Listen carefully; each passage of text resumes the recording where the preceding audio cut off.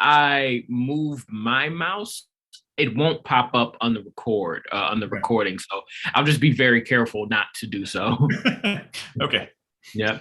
And for pronunciation, your last name is pronounced Mitterholzer. Yep, that's it. Sounds awesome. It's exactly as it looks. It's just that Z scares everybody. Yeah, exactly. Yeah. Got to make sure that yeah, you're ready for it. Sounds good. Perfect.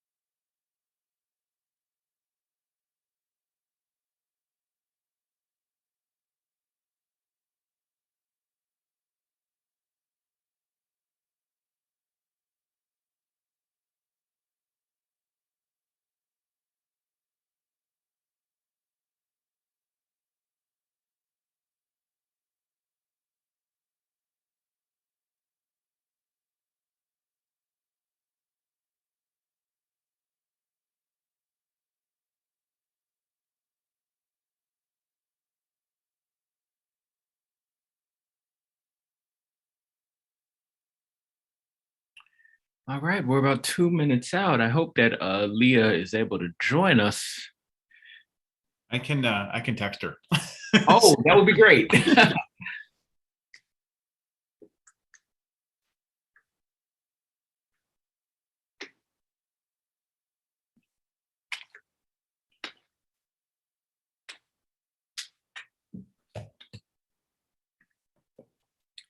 All right.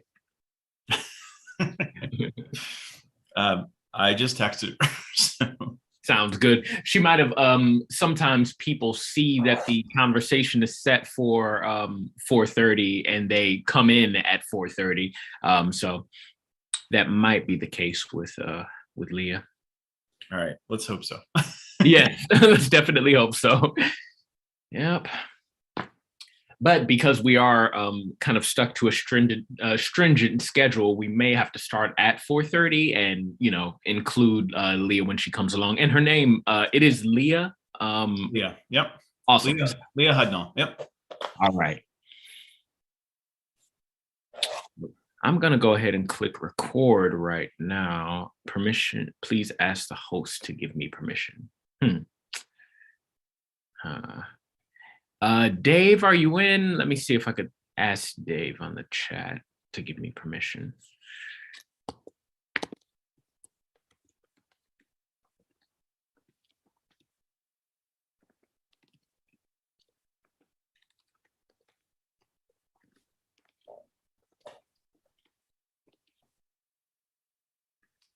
Okay, I believe that we are actually live, so I will kick things off.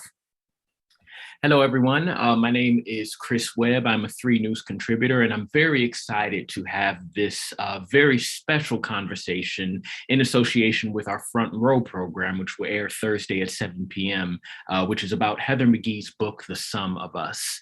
Now, we've been exploring some issues raised in the book, The Sum of Us, by author Heather McGhee. In the book, McGhee devotes a chapter called The Same Sky to the issues surrounding environmental racism and justice, and gives examples of communities that have come together across racial lines to make meaningful change. This change is described as the solidarity dividend, benefits we gain when people come together across race to accomplish what we simply can't do on our own. I'm 3 News contributor Chris Webb, and today I will moderate this discussion on how to be solution-oriented when it comes to climate justice and DEI issues, and building an interracial coalition around environmental issues. Today, I'm joined by John Mitterholzer, Program Director for Climate and Environment Justice with the George Gunn Foundation, and we may have more special guests coming along the conversation. So, John, thank you so much for joining me today. Yeah, thank you for inviting me. Yes, yes. So I'll start things off by asking what I know the Gun Foundation is known for many different arms and branches in supporting foundations and basically the progress of Cleveland. When it comes to climate change, on the Gun Foundation side, it says that climate change is a threat to the very future of humanity, and I believe that to be true. Could you speak to the ways that the Gun Foundation supports organizations in the fight against climate change? Yeah, certainly. So, we look at sort of climate change from multiple lenses, but, ultimately it comes down to how do we both mitigate the impacts of greenhouse gas emissions, which is a wonky way of saying, how do we reduce carbon and how do you think about that? And then how do you, also think about the future that you want that can be carbon free? And most importantly, in that discussion, how do you create that future, this new economy without carbon that doesn't leave people who've historically been behind in these economic transitions before? So we fund a lot of policy work. We think about the policies that we can get in place at the local level and at the state level to reduce those greenhouse gas emissions. And then we fund projects like community solar projects that can help neighborhoods really think about energy independence. So we try to think about the policy side and how do we have bigger impact through policy, but then also what are the projects that we can help to seed that can lead to bigger efforts. And a lot of ways we think about sort of the pilots that we might be able to create, and then hopefully other people will come along and help fund those as well. But I think most importantly, and what I think about so often in the climate conversation is as we make this economic transition, what are we doing? How are we being thoughtful so that we don't repeat the past, right? We have had many economic transitions in Cleveland, and we know that unfortunately, historically, that transition has left an awful lot of residents in Cleveland, residents of color behind, that they haven't been able to come into that new economy. And that's, I think, the most important work that we need to be aware of and thoughtful of and really think through, like, how do we make this transition in a way that is just for everyone in Cleveland? Thank you so much. Now, in the book, The Sum of Us, author Heather McGhee has a chapter where she speaks on the political and also racial ramifications of our current climate crisis. And I know that you mentioned that some communities get left behind. In your work, have you seen some of these barriers appear, and why do you think they exist in the first place? Yeah, well, I mean, I think it's just straight up racism. I mean, there's no other reason why those barriers exist. And I think in the funding community, there's plenty of data that shows that we have been woefully underfunding BIPOC leaders across the country in the environmental movement. And we've been woefully underfunding environmental work in BIPOC communities. And that's on me. I mean, I am a program officer at a foundation, and I can do something about that. And I think that we all need to do a much better job. I'm always really aware that the environmental movement happened in part in Cleveland. The Cuyahoga River fire was the launch of the modern environmental movement. And our mayor, Carl Stokes, the first Black mayor of a major city, was, I believe, the first public official to connect environmental pollution and social justice. And he gave this great speech on his pollution tour where he talked about how we have to address environmental pollution because that's a social justice issue. And if you look at the early origins of the environmental movement, it was a much more diverse movement. If you look at those first Earth Day marches, it was a really diverse set of people. And we also got a lot of policies passed immediately because it was a much more diverse movement that represented all Americans. And unfortunately, over time, what we've seen in the environmental movement is that we have failed to connect with people. We've failed to address policies that help BIPOC communities and BIPOC leaders, and we have become more and more white. And frankly, we've had more and more failures. And so I really think the important part of this conversation is that we need to be better about helping BIPOC leaders and BIPOC communities, because that's the only way we're truly going to solve climate change or any other environmental challenge. Wow. Yes. It's interesting that you noted that when the Ohio River caught fire in the 60s, it seemed as if it was a more diverse effort, but it seems as if we backtracked. I'd want to speak about that a little bit more, but I think that we've been joined by another guest, Leah Hudnall, the director of the Ohio Climate Justice Fund. Hello. How are you, Leah? Hi, Chris. How are you? I'm doing good. Doing good. It's good to see you. I wanted to ask you about the Ohio Climate Justice Fund. What is it that you do there, and what is the urgency that brought the coalition to life? Great question. Currently, I'm contracted through the U.S. Energy Foundation to serve and support a 5-person advisory board that guides and oversees the Ohio Climate Justice Fund. So I'm their day-to-day administrator and director. The fund was established in 2020 after the murders of Breonna Taylor and George Floyd. Several foundations across the country decided to give beyond their 5% spending rate. And one of those was the George Gunn Foundation. And so this idea is a brainchild of John Mitterholzer that has grown wildly into what we now know today as the Ohio Climate Justice Fund. We are a participatory intermediary fund. Again, we are governed by a board of environmental leaders. So these are not employees of a foundation or philanthropic institution. These are organizational and community leaders themselves who make decisions on small grants to other community organizations. What makes us different? We fund non-white community organizations that work in the environmental, racial justice, and democracy spaces in Ohio. So it's a lot of uniqueness to this program. What our grants do is supply dollars to organizations to host community listening conversations in their neighborhoods across Ohio about climate and clean energy. I don't know about you, but for myself, I know people might come up and ask me about food programs or what I want to see for community development changes or things that I care about in terms of youth development, but I've never been canvassed about climate and clean energy. No one's ever invited me to a community conversation about those topics. And we talk a lot about what Ohioans think and what they need, but this is a direct way to go out and really hear from them and learn from them directly. Thank you so much, Leah. This is very important work, and I'm so glad to be having this discussion with both of you all. Before you joined in, John was speaking about how BIPOC communities have seemed to be left out of the conversation in recent years, and how there's a push to regain, a more unified voice and stance when it comes to climate issues. Do you have any specific examples, and this is a question for both of you all, do you have any specific examples or cases that you could point to where BIPOC communities have been left out of the conversation historically? Take it away, John. I was going to say, I think, Leah, you can talk to that. I think there are just plenty of examples. A great example in Cleveland is that, lots of things happen unfortunately to BIPOC communities, right? And I think what I hear so often, and I hope this is changing, is that BIPOC folks don't really care about climate change. They don't understand it. That's not a concern. But that's not true at all. If you talk to someone like Kim Foreman at Environmental Health Watch, who's been organizing in neighborhoods for decades, it's one of the most important topics she hears when she talks to communities. And so, what we know is that residents themselves understand the environmental injustices in their neighborhood, but they're ever, I think perhaps never, asked about those injustices. People know in Cleveland where the illegal dumping is happening. People know where the high poor emissions are happening, but we don't ask residents.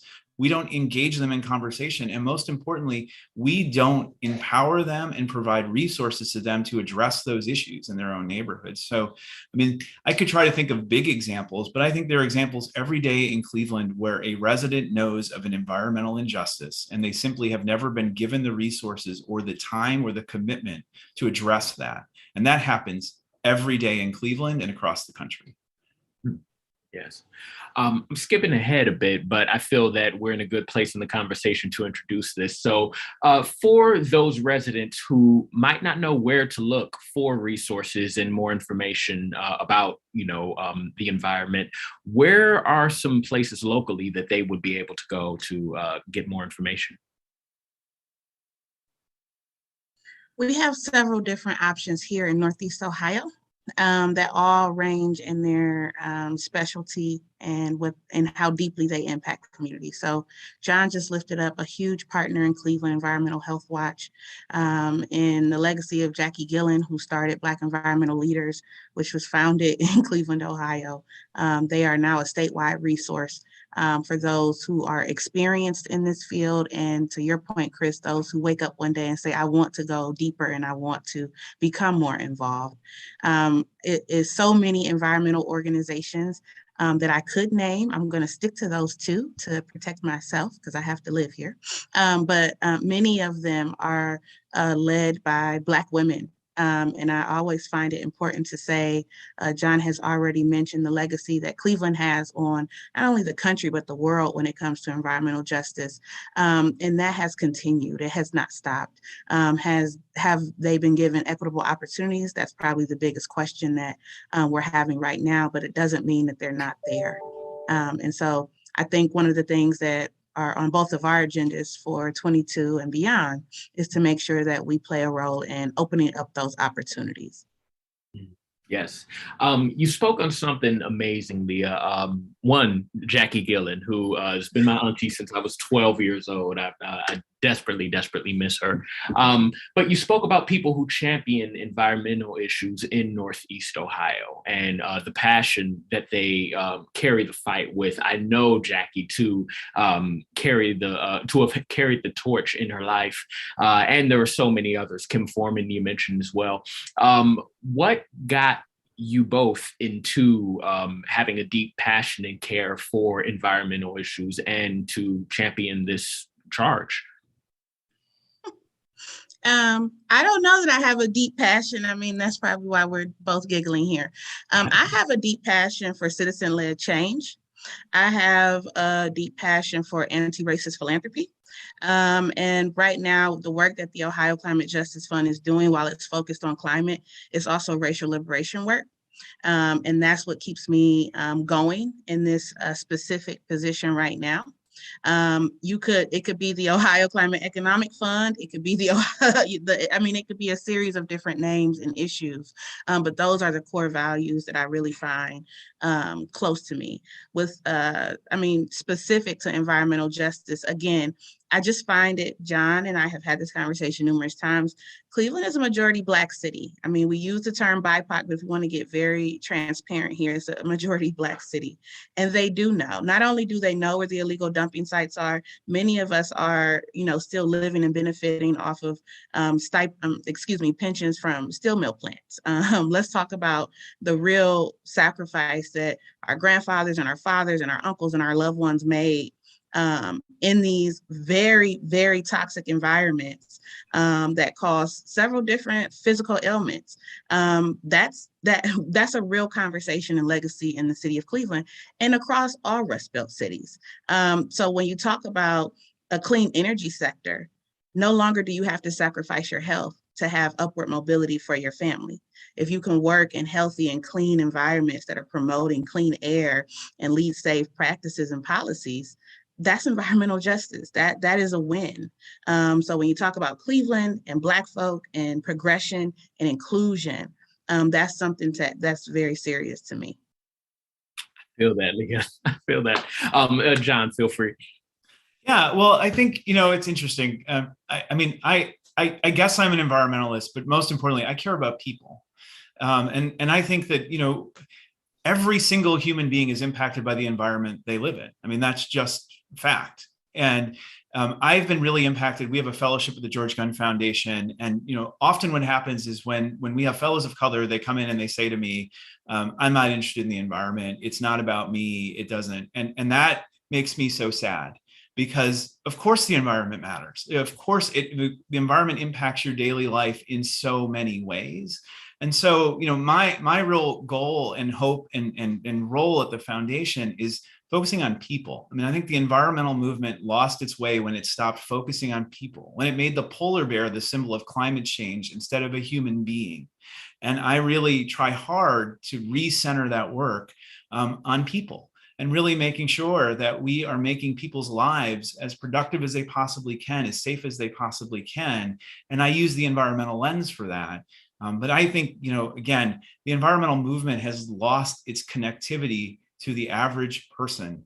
And that's why I think we're failing on so many fronts. Wow. Thank you so much. We've spoken.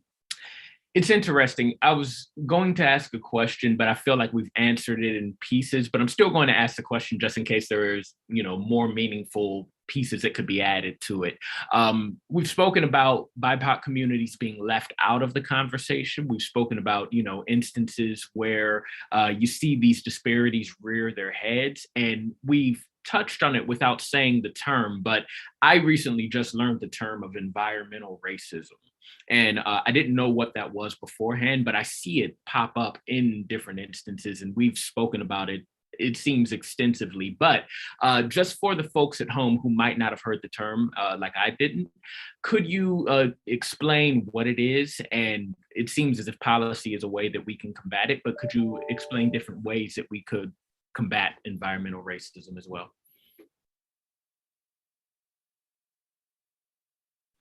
Well, I'll go first, Leah, then you can go. I think what we know, unfortunately, is that environmental injustice happens disproportionately in BIPOC communities.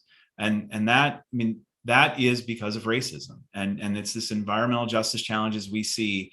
We know that highways are disproportionately go through Black neighborhoods, right? We know all of these choices that have been made time and again that are based in racism, right? I mean, simply they were made because, BIPOC communities didn't have a voice, weren't given a voice, didn't have a choice. And so much of what you see when it comes to environmental justice, I like the term environmental racism because I think it's much more honest. It is exactly what it is. There are many reasons why neighborhoods in Cleveland, for example, have these environmental justice challenges, but the primary point that comes from is racism. And so that's how I think about environmental racism. Yeah, I have a 4-year-old son, and there's nowhere from my home that I would want to walk him in terms of a park experience. And I live in the city of Cleveland. I can tell you exactly, probably less than a half a mile away, where I worry about air quality, especially in summer and warm months when our windows are down and things like that. I could go on and on and on, but racism has many cousins. It shows up in many sectors, and environmental sector is just one. But again, to John's point, the way our communities were planned, the way our homes were built, the way our schools and our funding for those schools were set up, all of that is racism. And so if we think that that didn't find its way into the environmental movement, then we will be very sadly mistaken. I'm so glad that I asked the question. So in what ways do you see these issues improving? Are there laws being introduced or passed that could bring about meaningful change with these issues? I think before we talk about specific policies, we do have to talk about the power of people. And a lot of things happen because they're where two or more are gathered, right? Decide that they're ready for a change. So I'm really excited about these community conversations because I think that's the very first step in galvanizing a movement and really getting people all on the same page about what change they actually want to see.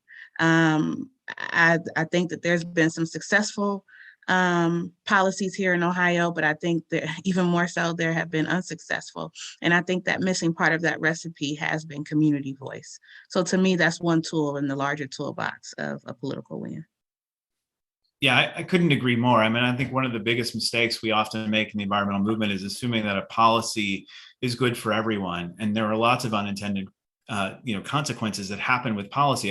As an example, lots of communities are passing 100% clean energy resolutions, and that's on its face good. It addresses climate change. There are many reasons why you would want to do that. But if you don't understand your community and what they are already paying for energy costs and the potential chance that those energy costs could rise, then in a city like Cleveland, when you do the research and realize that 30%, in some neighborhoods, 30% of residents' income is going towards energy costs. So even a slight rise in energy costs is going to have a huge consequence for a large part of Cleveland's population. So I focus on policy a lot, but I think what we haven't done when it comes to policy, and that's why I'm so excited about the Climate Justice Fund's work, is actually go into communities and ask them, what are the biggest challenges you have in your communities? How can we address those challenges? Are there policy opportunities that you think that we should be helping you pursue? That's really, to me, the most important change we have to have, is instead of doing this sort of top down, assuming one policy fits all communities, actually working with communities in communities to understand what policies are going to best help those communities. Nice. Thank you so much. So it looks as if we're reaching the end of our conversation, but I have one more question. Leah, first, with the Ohio Climate Justice Fund, where can we go to learn more about your work and what you have coming up? And then we'll ask the same for John. Great question. Thank you for the opportunity. So you can visit our website at ohioclimatejusticefund.org to learn more about who we are, our values, and the grant-making opportunities that we have. I'm so excited to share that next month in February, we will be reopening our grant portal. So community organizations across Ohio who are BIPOC-led or have a majority board that are people of color will be able to apply for grants between $15,000 and $30,000. So if you follow us on social media, we're on LinkedIn, Twitter, and also Facebook under Ohio Climate Justice Fund. You'll be seeing those announcements pretty soon. Thank you so much, Leah. And John, feel free if you have a source where we could link people to as well. Sure. Well, I'm always happy to talk to people about potential funding. That's my job. So georgegunnfoundation.org is the website. You can track me down on that website. And then, I really want to encourage people who are hearing this and know of organizations that are eligible for the Climate Justice Fund. It's a great opportunity, and I'm really proud to support it. And we're always looking for new organizations, great leaders to support through that fund. Wow. John Mitterholzer, Leah Hudnall, thank you so much for joining me for this conversation. For this and more, please join us at Channel 3, 7 p.m. on Thursday for our Front Row program, where we will talk about this issue and many more issues around inclusion with Heather McGhee's book, The Sum of Us. Thank you so much for joining. Thank you. Thank you. All right. You all have a good one.